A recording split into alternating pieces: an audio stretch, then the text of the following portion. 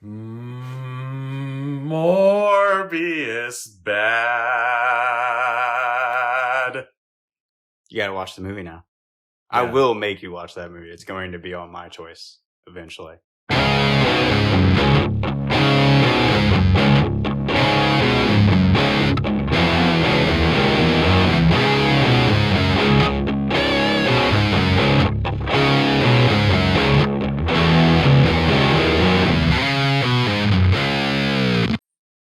Hello and welcome to What's Playing Tonight. My name is Ty Stans, and I'm here with my co-host, the Silver-Eyed Wolf himself. Also known as Nate.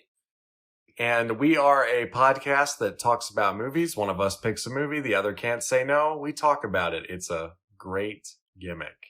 Good time. Bros hanging out. Bros hanging out. Dudes being dudes. True dat. Guys being bros. How you doing today? Doing pretty good. How about yourself? I've been better. Yeah. But it's fine. No, I'm doing good. What have you been watching this week? I watched The Bubble on Netflix. The Bubble. The Bubble. Netflix is the original Bubble. movie. Yeah. The Bubble. And it was weird, funny. It was a fun time. Don't want to get into too many spoilers because it's a fairly new movie. So I would say I recommend to watch it if you like humorous parodies of real life. Okay. Yeah. All right.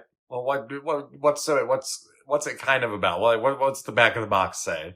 A bubble for it is basically just a inclusive group of people that are doing a specific thing. So like a soccer team are in a bubble and are separating themselves during these pandemic times so that they themselves don't get sick. Okay. And this particular movie is about a bubble of movie cast members all bubbling themselves together so that they don't get sick and whatnot. And shenanigans ensue.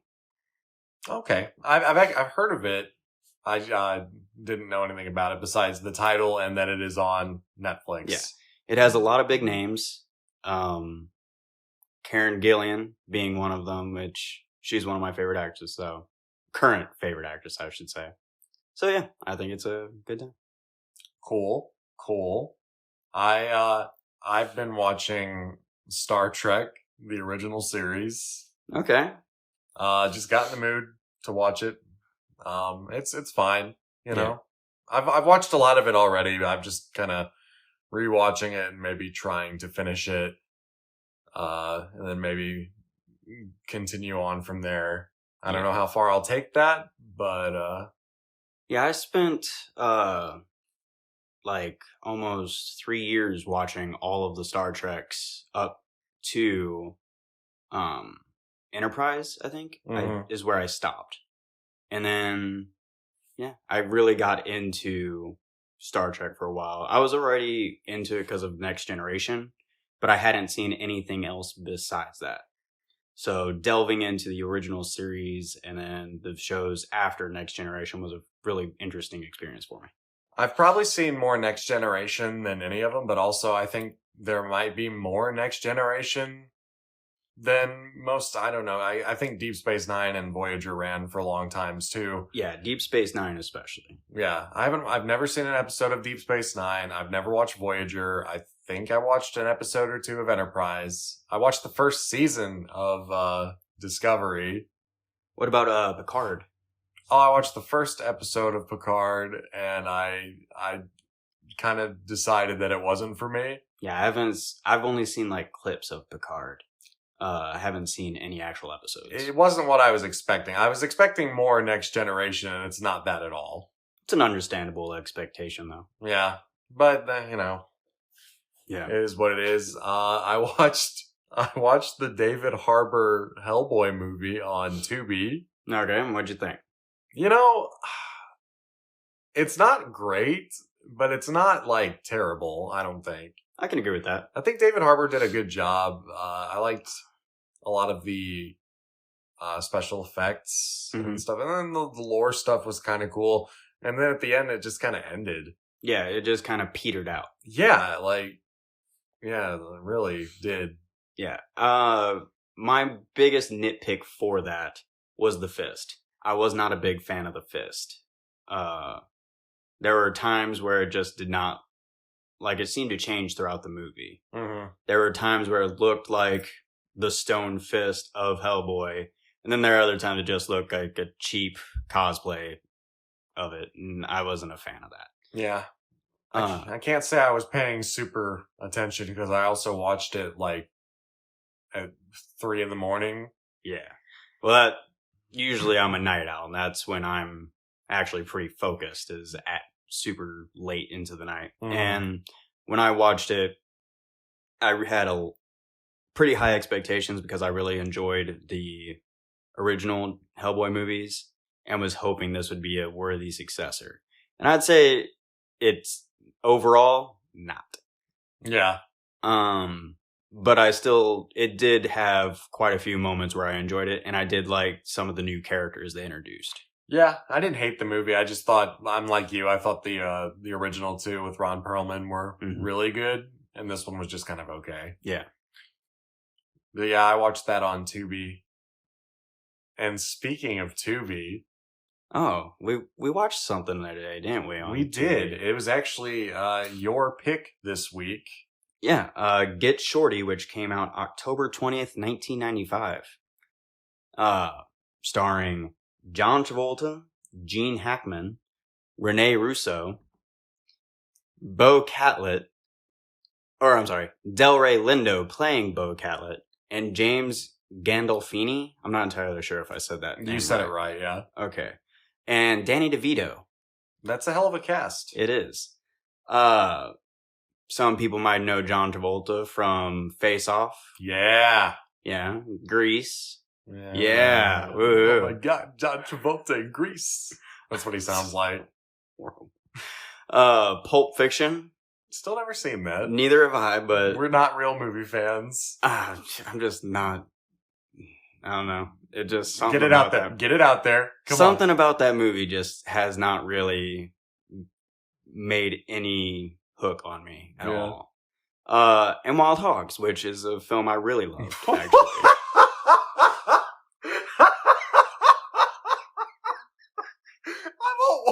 I'm sorry. I'm really sorry. I'm sorry though, but you're just talking about how this critically acclaimed movie, Pulp Fiction, doesn't have its hooks in you. And you're like, no, but he's in Wild Hogs, and I really love that movie. I do. It's about 4 friends hanging out at kind of not exactly the end of their life, but getting there. And it's just like, hey, I like friendship movies. You know what though? I watched Wild Hogs and I thought it was okay. Yeah. It's just funny though. You carry on. But anyway, so John Travolta plays the protagonist of the movie, Chili Palmer, and one of my favorite cinematic characters of all time. Simply because he's just so cool and seems to almost have a Jack Sparrow quality of things coming together for him. Yeah. Yeah, he's cool. He's very lucky, I guess. Yes. Numerous times he could have died, but he just kind of rolls with it, and he's like, I'm Chili Palmer. I'm Chili Palmer. He doesn't talk like no, that. He doesn't. No, but he is like a mobster. Yeah, so he's a Shylock that turns his sights to movies. Now, what is a Shylock? Shylock is kind of like a loan shark, a collector for, I guess, the mafia or the mob. Yeah, okay. Yeah. And then we had Gene Hackman, who played Harry Zim. You might know Gene Hackman from Enemy of the State. Yes. The Quick and the Dead, which is one of my favorite Gene Hackman films. And Superman movies. Lex Luthor. Yeah. Or Lex Luthor, as they pronounce it in that movie. Luthor. I think he was in a pretty good submarine movie with Denzel Washington also. Crimson Tide. He also played in the that Frankenstein movie. That was with was it Mary Shelley's Frankenstein? Is that the one De Niro was in? No, it was a comedy film. Oh, Young Franken? Yes, Gene Hackman is in. Yes, he plays a blind priest in that praying to God for a friend who scares the hell out of Frankenstein accidentally. We should watch Young Frankenstein. We should. Because I haven't seen that movie in forever. It's a good film. Just to gush on Gene Hackman just a little bit more, because I honestly think he is, like, really, like, just a great actor. An underappreciated legend. I don't know if he's underappreciated, but he's definitely a legend. Yeah, And I don't really hear much about his legendary status. My dad is a big fan of Gene Hackman. Have you ever seen the movie Unforgiven with Clint Eastwood, Morgan Freeman? Yes, a long time ago. And Gene Hackman is the bad guy in that, and he does a good bad guy. He's a great bad guy. It's one of the reasons why I liked Quick and the Dead, is because he played a really good bad guy in that. I know it's maybe not quite what most comic book fans would want, but I actually like his Lex Luthor quite a bit as well. Yeah, I can agree with that. Yeah. Yeah, he was actually my introduction to it, so. Yeah. Live action anyway, for sure. Well, for me, I think he was even my introduction, period, because he was I believe, the first Lex Luthor that I saw.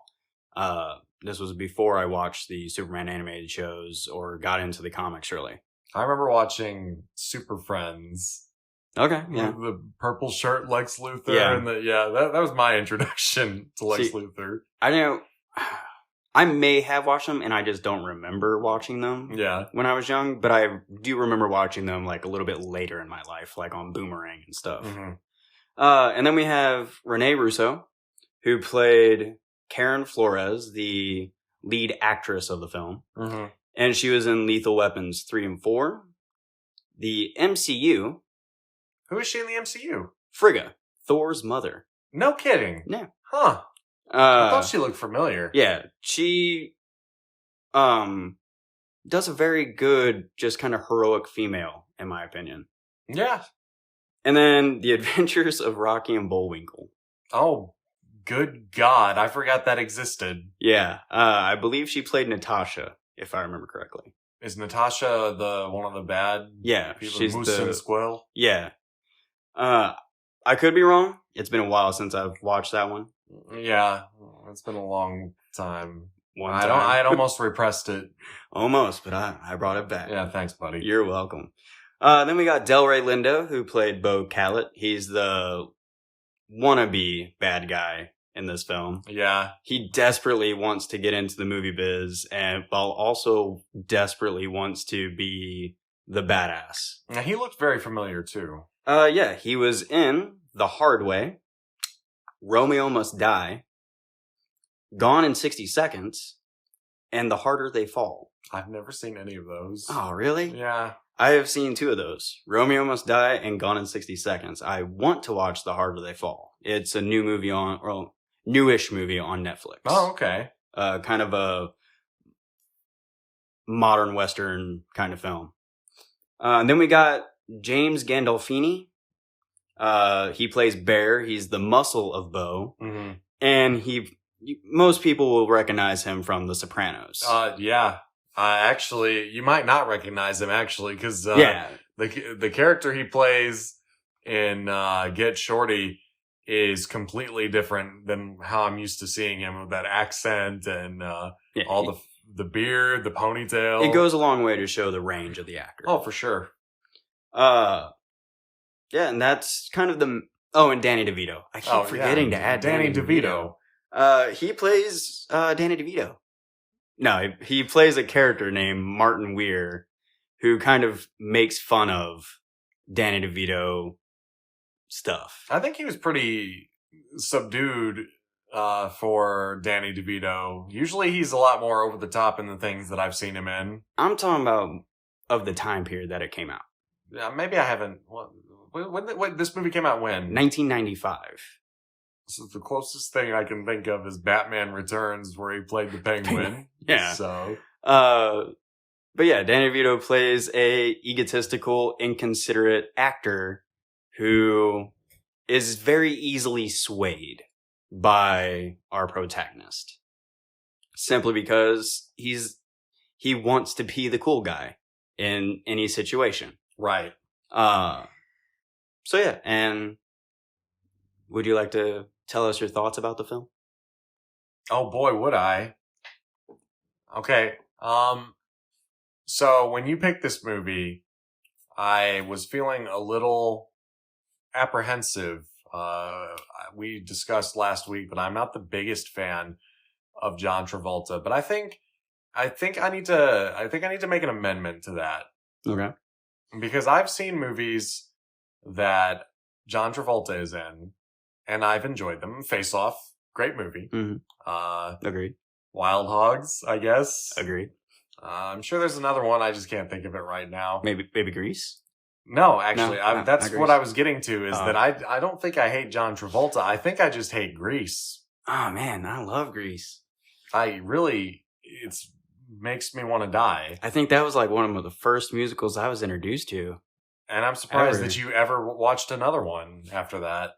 Well, after that one was, let's see here, Seven Brides for Seven Brothers, which is my all-time favorite musical. Then we got the Newsies, which was force-fed us throughout school. Newsies is great. It's great. Shout out to Newsies. Yeah. Christian Bale did an amazing job in that. But if Grease had been the first musical I ever watched, I think that I would not only have never watched a musical again, I might have just sworn off music altogether. That's how much I don't like Grease. Do we count Disney films as musicals? Yes, they are. Then it's not the first musical that I've ever seen. Right. But it's probably live action musical. But as I was saying, we kind of got off topic a little bit, but I thought this movie was pretty good. Yeah, okay. I thought it was, I enjoyed it. I don't feel like I wasted my time watching it. I like Tubi, but the ads do get a little bit much sometimes. Yeah, I think we had 7 or 8 ad breaks, and each one was 5 ads each. Yeah, except for one. Yeah. We definitely now know we know what sells wine. We don't know where to buy wine. That's true. Yeah, of course we can't remember the name of the place. Yeah. But we saw this wine place commercial that just 5 or 6 times. Chose the chosen wine for you. And then Home Depot, man, always coming with that boom, boom, boom, boom, boom. Yeah, the intro music to that is nice. But no, I think Get Shorty, I thought it was good. Yeah, I thought it was, there are some parts that made me laugh. I thought everybody was great in the movie. I thought I guess how deep are we getting into the discussion? Is this just initial thoughts, or are we as deep as you want? Are we just getting in deep? All yeah, right, get into the nitty gritty. I liked the idea of the story where he is this loan shark or this mob enforcer, and he stumbles into Los Angeles because of events that are going on with his mob work. And he decides, you know what, I want to be a movie producer. And I think that's a great setup for a movie, actually. Yeah. And what's even better is that the movie that they want to get made is the movie you're watching. Yeah. Basically. The plot of the movie is the movie being made that right. we're watching. It's nice. Like they're wanting to make a movie about the events of the movie that you're watching at this point in time. Almost like a meta documentary. It is very meta. And then as far as, I thought John Travolta was actually pretty good in this movie. Mm-hmm. He made Chili Palmer. Yeah, Chili Parmesan cheese. Chili Palmer was very charismatic and cool and all that stuff. I thought Gene Hackman was great. I haven't used to see him in such a dipshit. Literal dipshit type of role before. It really goes into showing the range of the actor because... Oh, for sure. As Harry Zim, I love to hate Gene Hackman as that role. Yeah.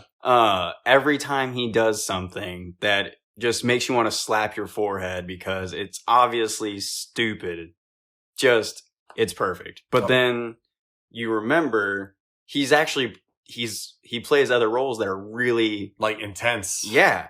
And it just shows the range of these actors. You forgot to mention a cast member. Oh, which one? The guy that gets eaten by the T-Rex on the toilet in Jurassic Park. Yeah, I guess I did forget him. He's in this movie a little bit.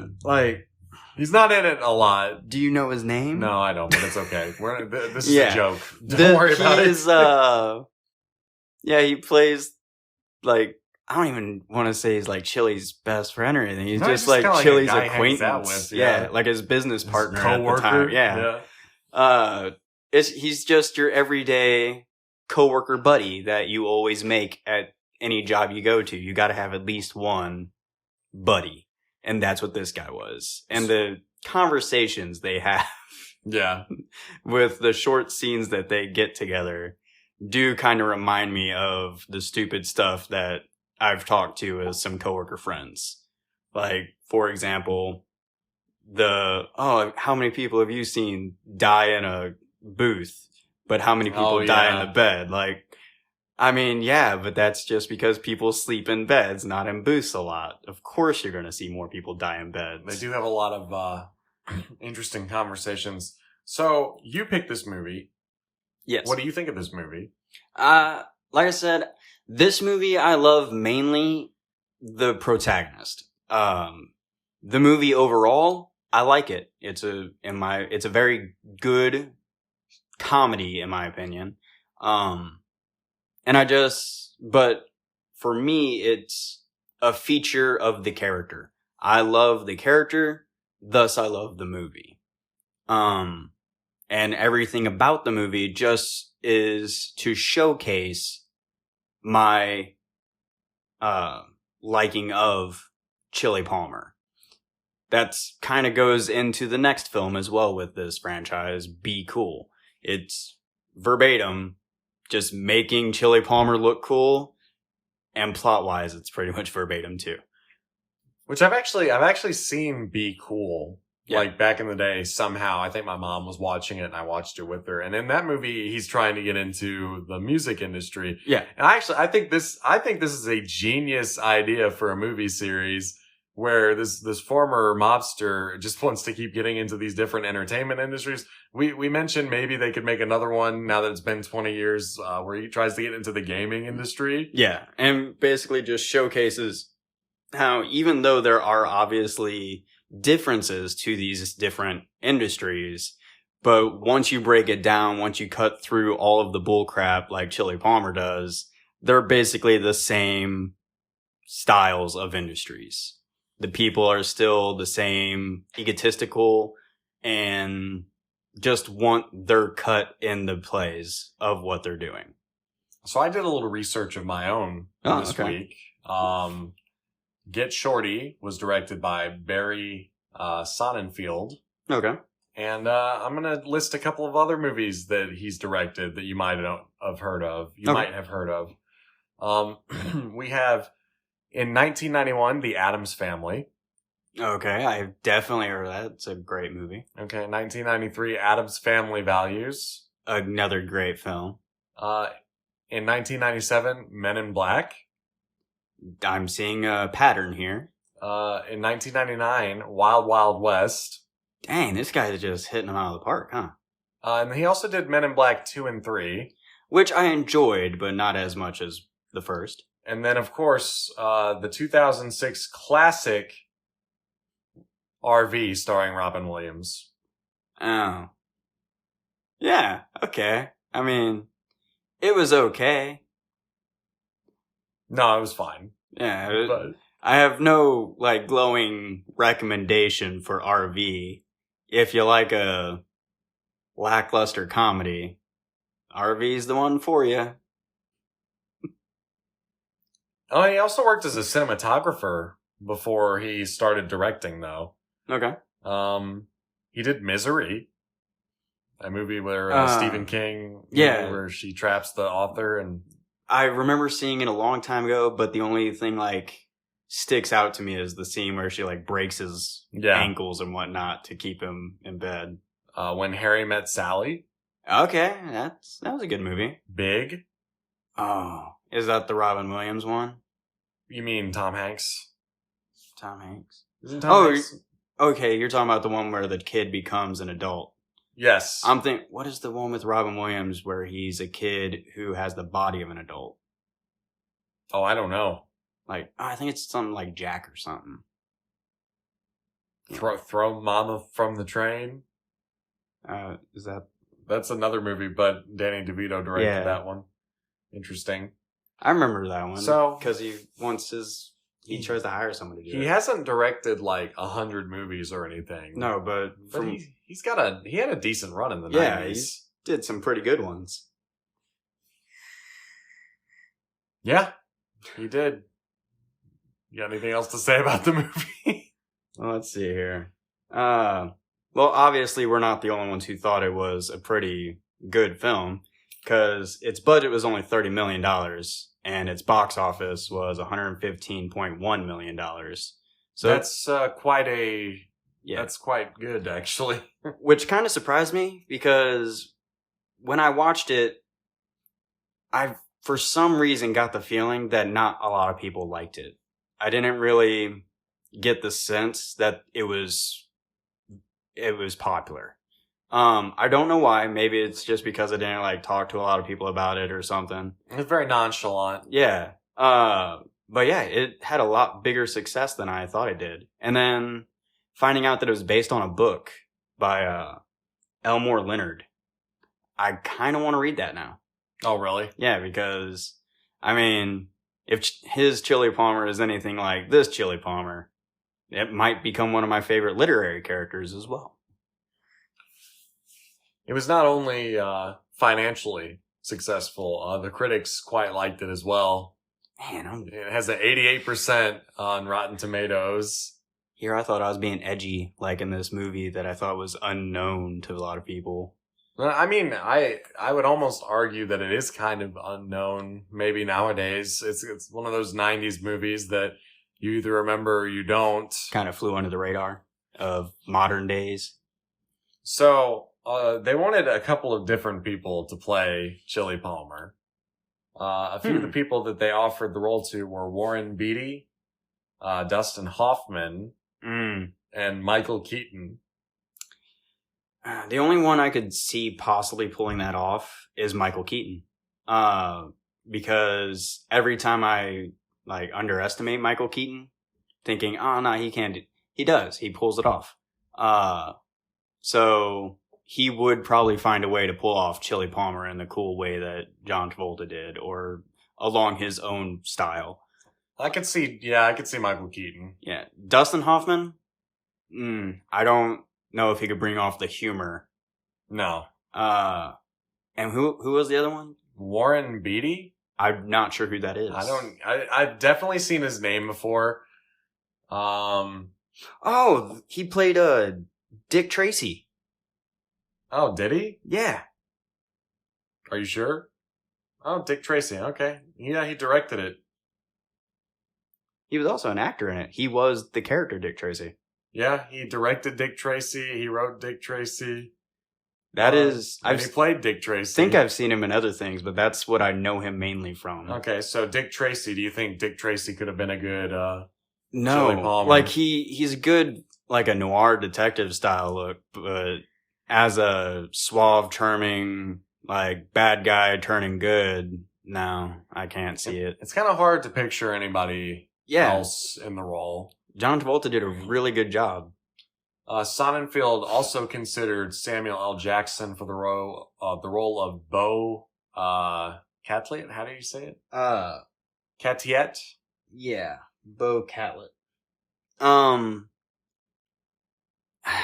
Again, I don't know how well that would have played, because Beau Catlett is supposed to be he's a wannabe badass. Mm-hmm. Samuel Jackson just exudes. Yeah, he just kind of plays one. Yeah, I don't think he could pretend to be a non-badass who wants to be a badass. I mean, he probably could. He's a great actor, but I mean, just seeing him is just oh, there's Samuel Jackson. Shit's about to hit the fan, and he's gonna destroy everybody. And then who is Ronnie in the movie? Ronnie Wingate. Who's that in the movie? Ronnie is the gun-toting sidekick of Beau, who fancies himself a modern-day gunslinger. Oh, okay. Well, the people they wanted for that were Steve Buscemi. Buscemi. Yeah. Okay. And Matthew McConaughey. So I actually could see either one of them doing it. Yeah. But the guy they got it, I don't even know the actor's name, but he played the role kind of perfect in my opinion, because the role felt like he was supposed to be, again, all of Bo's crew except for Bear kind of felt like they were wannabe bad guys. They had watched too many of the films, they've drank too much of the Kool-Aid and thought, you know what? We're badasses, we can do it. To the point where he literally puts a gun in his waistband and keeps showing it off like, I'm gonna take you down. Like, dude. The guy that played Ronnie is a guy named John Grise. Okay. And I was looking at his filmography. He's been in a million things. Yeah, I've seen him. The one that stuck out to me is that he's Uncle Rico in Napoleon Dynamite. The football uncle. I don't know. I've watched that film once and tried to purge it from my memory. Oh, you're not making any friends today. No. You were not making... You're like, I have no interest in Pulp Fiction, and I also hate Napoleon Dynamite. Not a fan of Napoleon Dynamite. Wow. But Pulp Fiction, I will give it a shot one day. It's just not high on my watch list. But yeah, I've seen that guy. He's been in a lot of stuff. Yeah, he's very, I guess, is that what they call a character actor? Yeah, he is always on the sidelines. I've never seen him play the main guy or anything. I want to say was he in My Name is Earl as well? I don't know. Like a side character in that too, I think. So, as you stated, this film was a financial success. And it opened up at number 1 upon its release. It remained at number 1 for 3 consecutive weeks. Do you know the movie that finally dethroned it? Came out in 1995. Mm-hmm.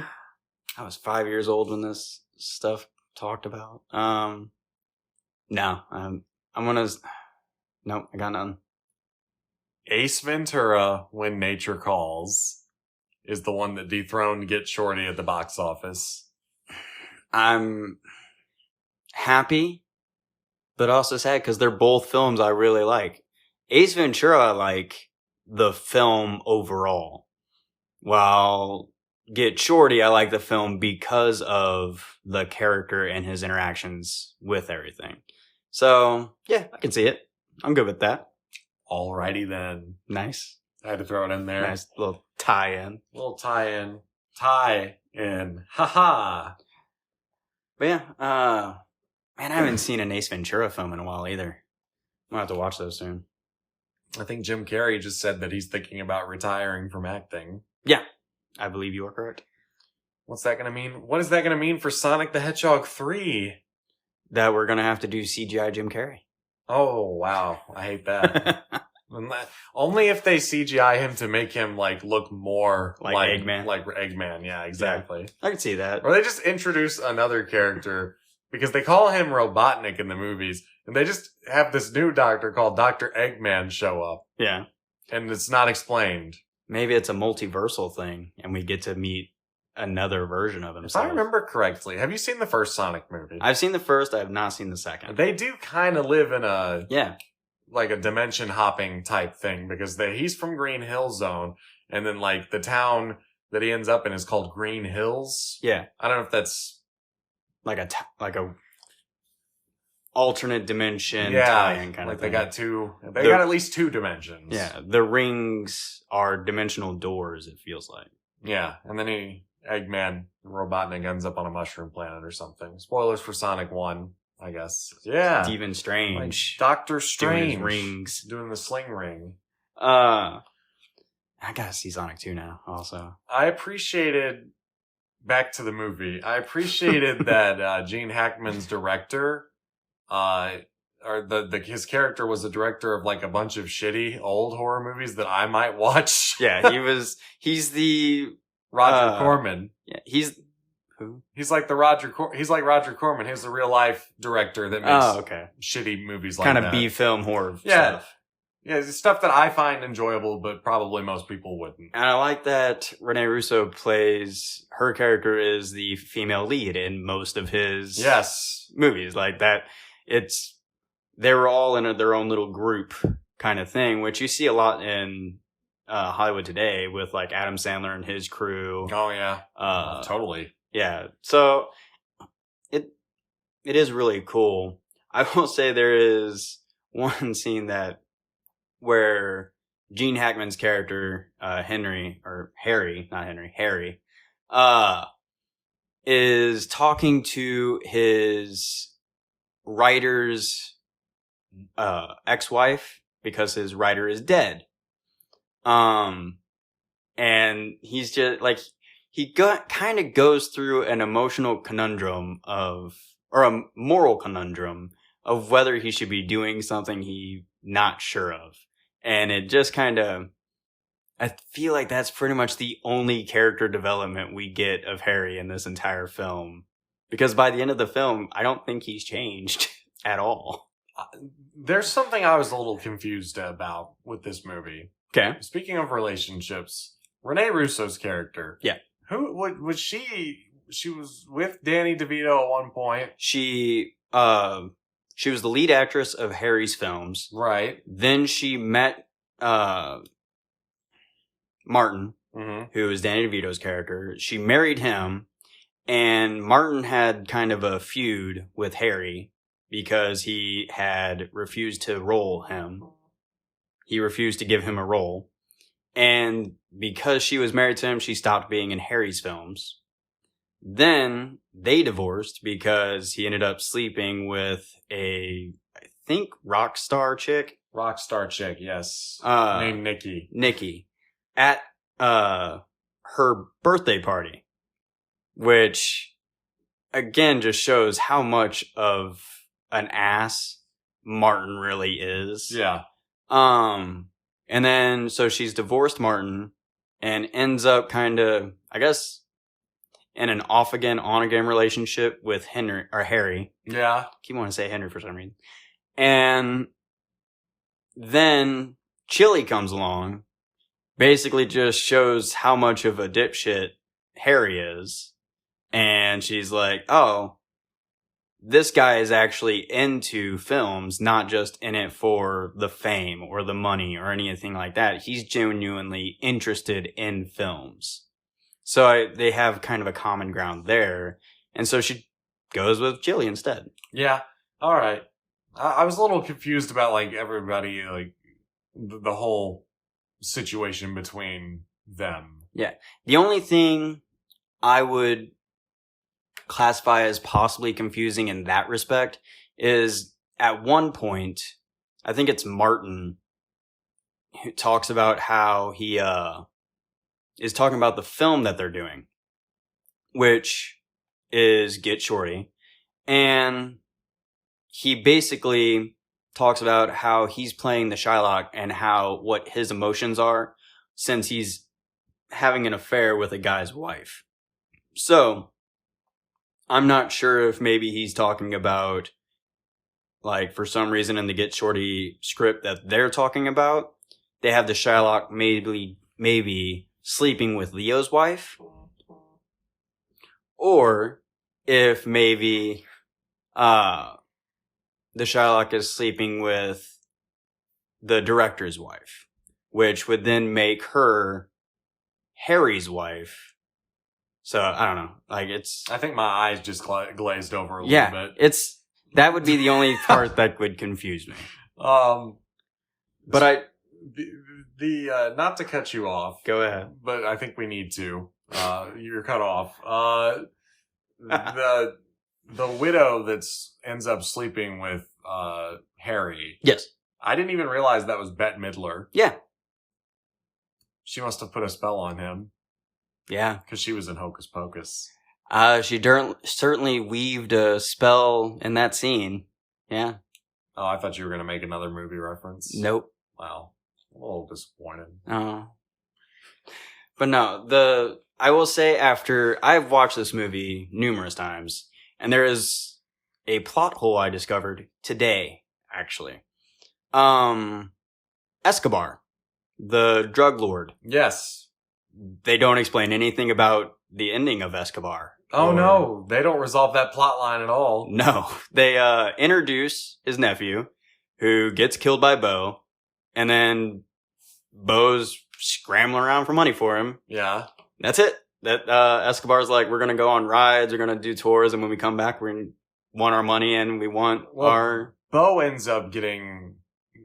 he ends up dying, too. Yeah. But that still, they would have came for their money. Yeah. I feel like, Bear.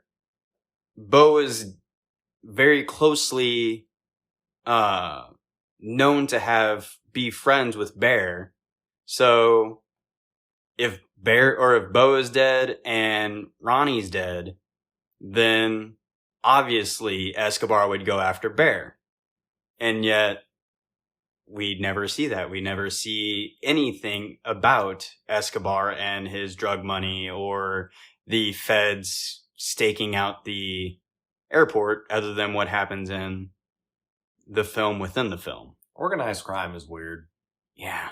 You know, if I were going to do it, I would probably have a ninja clan and then bring them over from Japan to New York City. It's very specific.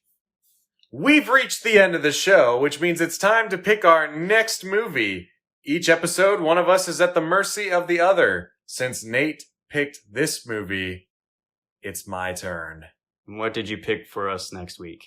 We will be watching the original 1990 movie, Teenage Mutant Ninja Turtles. That came out in 1990? That came out in 1990. Year I was born, wow. You've seen this movie, yes? Yes.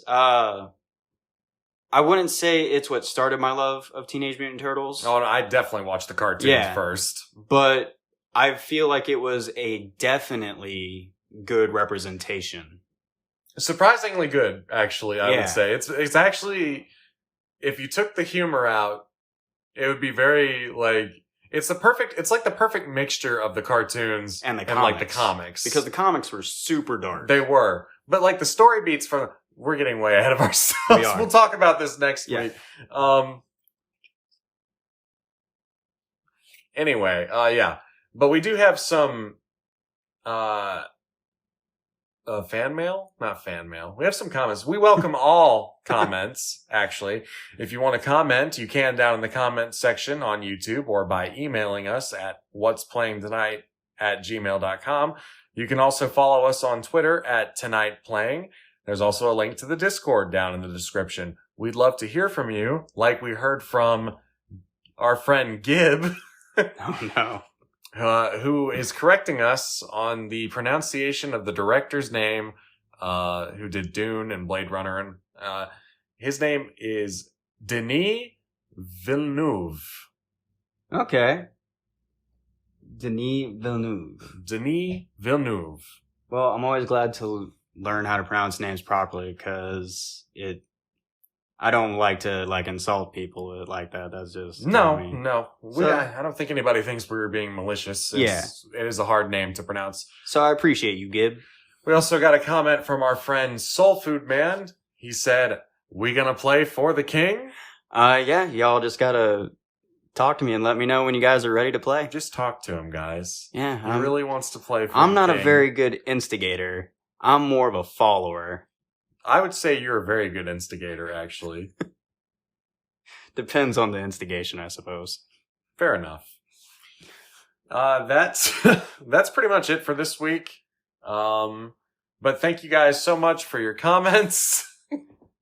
Yeah, keep commenting down below. Yeah, we enjoy them. We appreciate them. If you like the video, why not hit that like? Or if you like the podcast, I should say. So, hope you guys enjoy the next one. You want me to help you with that? Yeah. I'm a newbie at this. If you're watching on YouTube, perhaps subscribe and then like and leave a comment. It would really help us with that whole algorithm thing. If you're listening on Spotify or Apple, I would appreciate you guys. Yeah, we're on Apple too. Nate Nate made a confused face. That's why I have to clarify. I thought we were just on Spotify. No, man, we're on Spotify and Apple. We're so big. But anyway, yeah, if you're following us on Spotify or Apple, consider following the show and maybe leaving a review, like a 5-star review. Nice. Definitely. Not a 4 ties. Not a 4 ties. Well, they use stars on the podcast systems. Oh, do they? Yeah. Okay. I'm new to this. Yeah. You'll learn. Yeah. Speaking, all right. Final thoughts, last words. How many... We'll say stars. We don't. How many stars do you give Get Shorty? I give it a 4.5 stars. I'd give it a solid 4. Yeah, actually, I really enjoyed it.